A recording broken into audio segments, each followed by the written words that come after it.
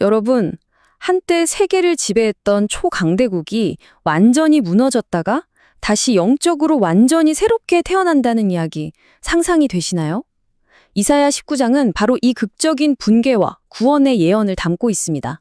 오늘 저와 함께 이 놀라운 예언 속으로 한번 들어가 보시죠. 아니, 어떻게 하나의 예언 안에 완전한 파멸, 그리고 눈부신 부활, 이 두 가지가 같이 들어있을 수 있을까요? 정말 정반대의 이야기잖아요. 바로 이 점이 이사야 19장을 정말 흥미롭게 만드는 부분이고, 오늘 우리가 한번 제대로 파고들어 볼 지점입니다.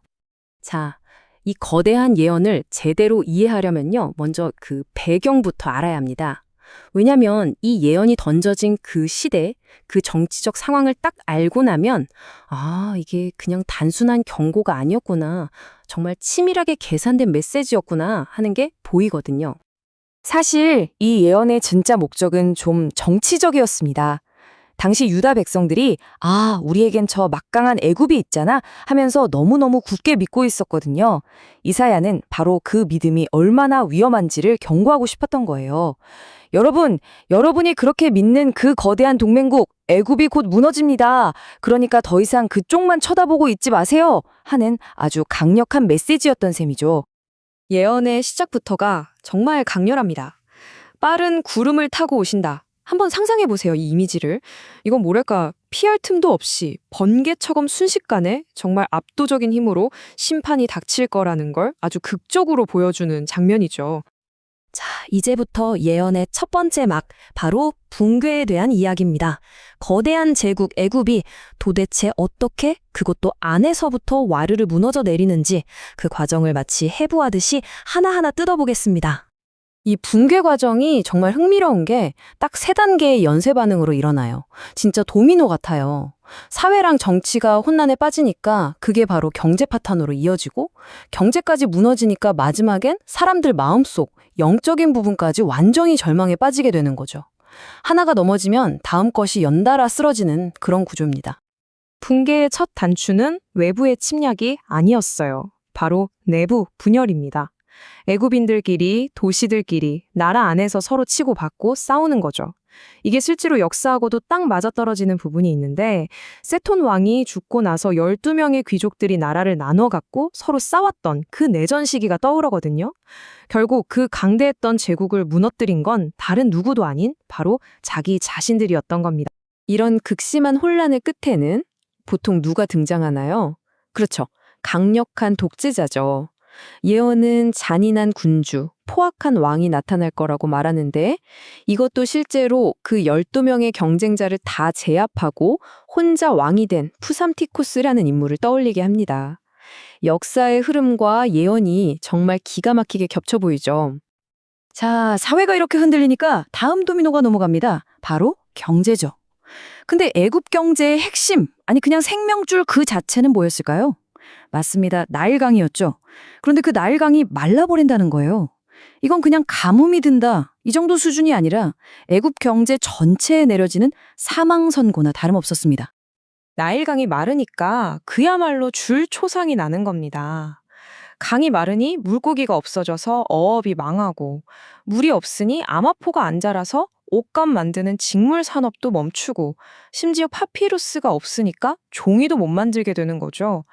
애국 경제를 떠받치던 핵심 산업들이 그냥 하나씩 차례대로 다 무너져 내리는 거예요. 그리고 마지막 도미노가 쓰러집니다. 바로 영적인 절망이죠. 지도자들은 무능하고 먹고 살 길은 막막하고, 이러니까 사람들이 어디에 의지하겠어요? 결국 우상이나 마술사 같은 미신을 찾아 헤매게 되는 겁니다. 하지만 거기서 무슨 답을 얻겠어요? 사회를 지탱하던 모든 기반이 다 무너져 내린 그야말로 총체적 난국을 보여주는 거죠. 자, 여기까지 들으면 그냥 애굽이 완전히 망하는 이야기 같잖아요? 그런데 바로 이 지점에서 이 예언이 정말 믿을 수 없는 대반전을 보여줍니다. 모든 게 다 끝났다고 생각되는 그 가장 어두운 절망의 순간에 갑자기 회복의 이야기가 시작되는 거예요. 이 변화를 한번 보세요. 이전에는 우상, 마술사, 요술객을 찾아다니던 사람들이었잖아요. 그런데 미래에는 여호와께 서원하고 그대로 행하리라, 이건 정말 180도 달라진 모습이죠. 미신을 버리고 하나님께 직접 약속을 하고 그걸 지키는 백성이 된다는 거니까요. 그야말로 완전한 영적 대전환이라고 할 수 있습니다. 예언을 보면 가나안 방언을 말한다는 좀 독특한 표현이 나와요. 이게 단순히 이제부터 히브리어를 쓴다 이런 뜻이 아니에요. 그보다 훨씬 깊은 의미가 있습니다. 이건 새로운 신앙 체계를 받아들이고 같은 믿음을 고백하면서 영적으로 우리가 된다는 걸 상징하는 아주 중요한 표현입니다. 그리고 더 나아가서 애굽 땅 중앙에 제단이 세워질 것이다 라고 말해요. 여러분, 제단, 그것도 나라 한복판에 세워진다는 게 무슨 뜻일까요? 이건 이 새로운 신앙이 이제 더 이상 변두리의 소수 종교가 아니라 이 나라의 공식적인 중심 가치가 되었다는 선포나 다름없어요. 그야말로 혁명적인 문화적 변화죠. 바로 이 구절이 결정적인 전환점입니다. 억압받던 사람들이 마침내 하나님을 향해 부르짖기 시작하는 거예요. 도와주세요! 하고요. 그러자 어떤 약속이 주어지죠? 한 구원자이자 보호자를 보내주겠다. 캄캄했던 절망 속에서 드디어 한 줄기 빛이 보이는 바로 그 순간입니다. 성경에 보면 치시고 다시 고치신다는 표현이 나오는데 이게 바로 영적인 각성 과정을 정말 잘 보여주는 비유 같아요. 먼저 아프게 매를 맞고 나서야, 즉 자신의 잘못을 고통스럽게 깨닫고 나서야 비로소 은혜와 용서를 통한 진짜 치유가 시작된다는 의미니까요. 그런데요, 이 예언의 스케일은 여기서 끝나지가 않아요. 정말 상상을 초월합니다. 이제 이야기는 애굽 한나라의 회복을 넘어서 수백 년 동안 서로 못 잡아먹어서 안달이었던 그 숙적들까지 전부 하나로 끌어안는 어마어마한 비전으로 확장됩니다. 한번 상상해 보세요.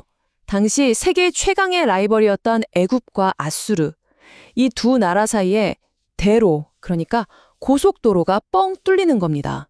서로 자유롭게 오가면서 무역도 하고 심지어는 함께 예배를 드린대요. 이건 뭐 그냥 전쟁 잠깐 쉬는 휴전 수준이 아니죠. 완전한 화합, 완전한 하나됨을 보여주는 비전입니다. 그리고 이 놀라운 삼각동맹의 한 축으로 이스라엘이 들어갑니다. 근데 여기서 중요한 건 이스라엘이 중심이 아니에요. 셋이 동등하다는 겁니다.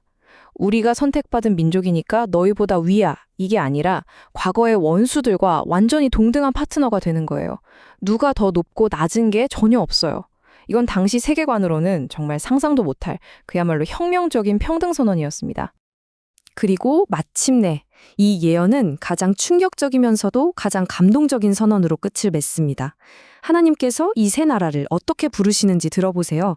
내 백성 애굽, 내 손으로 지은 아수르, 나의 기업 이스라엘. 똑같이 동등하게 부르십니다.